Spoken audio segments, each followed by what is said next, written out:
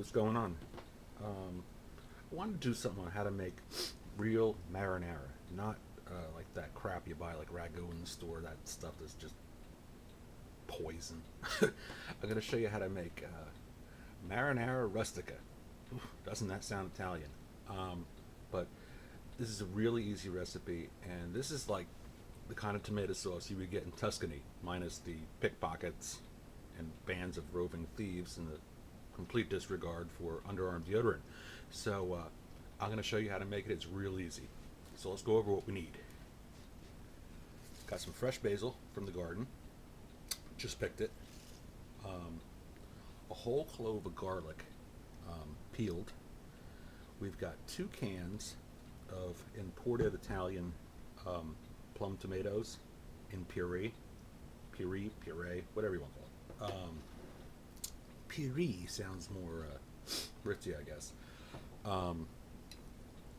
Olive oil extra virgin won't work so great for this. You can use it if you want to, but it's a little too overpowering. So what I use is just a regular old light olive oil. It's better for cooking and making sauces with.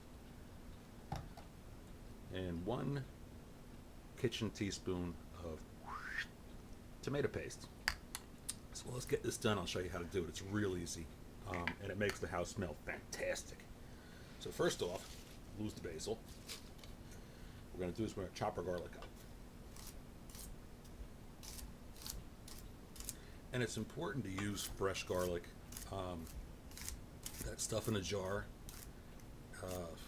If I could ever give you any recommendations, don't get drunk and walk around in Thailand at night, and don't use jarred garlic from China or California.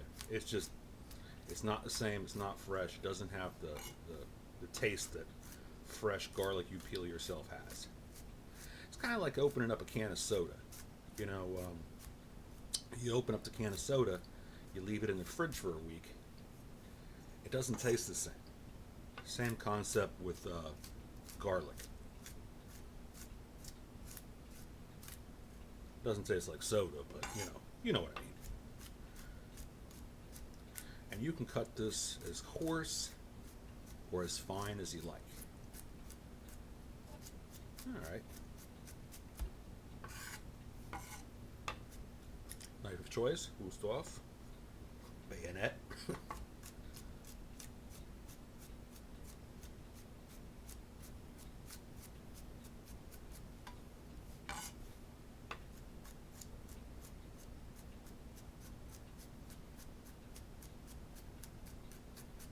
Okay, I love garlic, so the more the merrier. Okay, push that off to the side. Now we take our basil. You don't want to use the stems. You just want to. We won't use all this basil, but we're going to use quite a bit of it.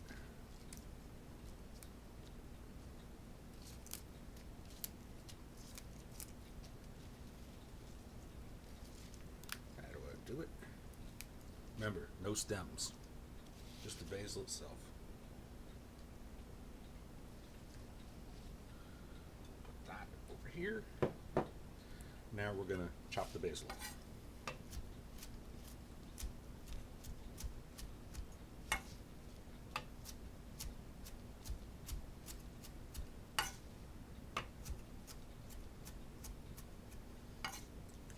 Could be as fine or as large the leaves as you want. I like it kind of rough. Keyword rustica, rustic. That's the way we want to make it. We want to make it like a real rustic Italian tomato sauce. Okay. Now we take a bowl. We've got our plum tomatoes.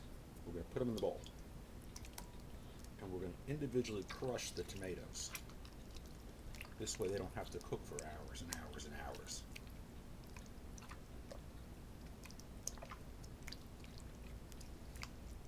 And you don't have to get tomato masher out or any of that shit. Okay. Get in there, you. I'm trying to stop cursing, but it's hard, man. It's hard.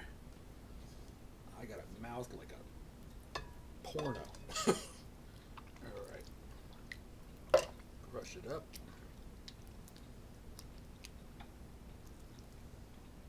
My hands are clean. I washed them. And that's important too. Wash your hands.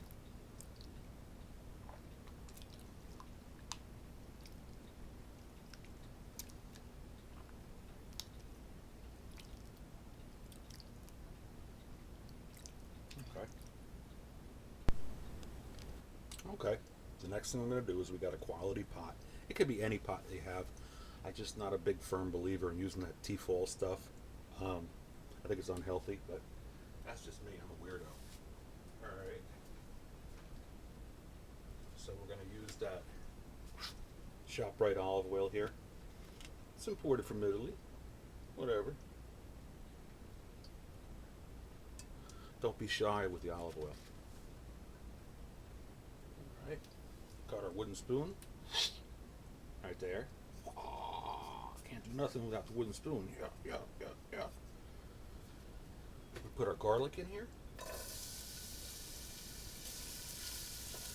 Now what we're doing here is we're sweating this garlic. We're sweating it, yo. No, what we're doing is we're sweating it. What that means is we're locking in the juices. We're going to let it cook for a couple hours, but we want to release the flavor of the garlic, and at the same time we want to lock in some of the flavor inside the garlic itself. So, if that makes any sense at all, smell it. It smells really good. And the thing about this is, the more authentic rustica sauce you make, is the darker you brown the garlic. So I like to toast the garlic a little bit, like this. Not just sweat it, I like to toast it. And this works out great for pizza sauce too.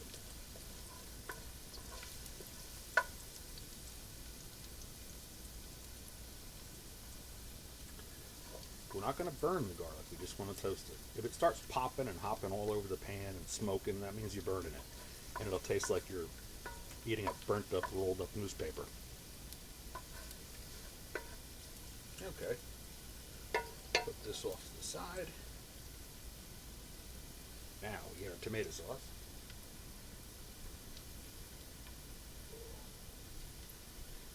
These are all those tomatoes that we crushed up. Right on.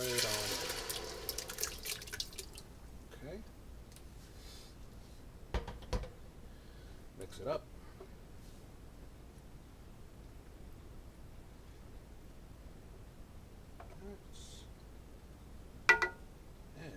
And we hit our basil.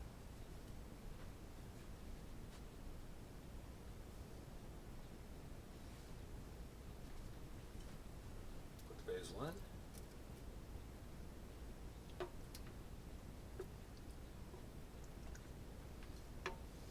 And we got going to use a pinch of oregano from last year's garden.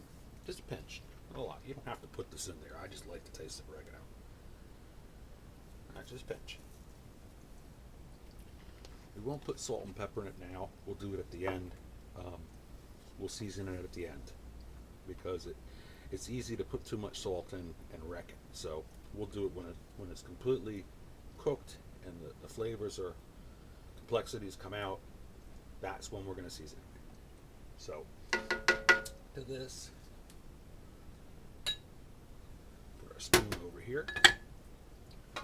We're going to put a top on it, crack like that for about an hour, and then we're going to take the top off and we're going to let it roll for like an additional 40-50 minutes. Okay, it's been about an hour. Did an hour with the top on, and then I did another 45 minutes with the top off. And this is kind of what you're looking for here. Now we're going to take our tomato paste, a little bit at a time, kind of like shaving it in there. Not putting it all in one big blob because it'll burn. A little bit there, a little over here, a little bit there. Okay, now mix that around, mash it all up, make sure it gets incorporated in there.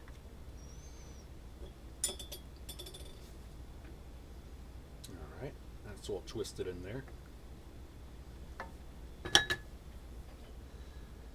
of salt. I'm not gonna go crazy with the salt. Just a little bit of salt. A little bit of pepper.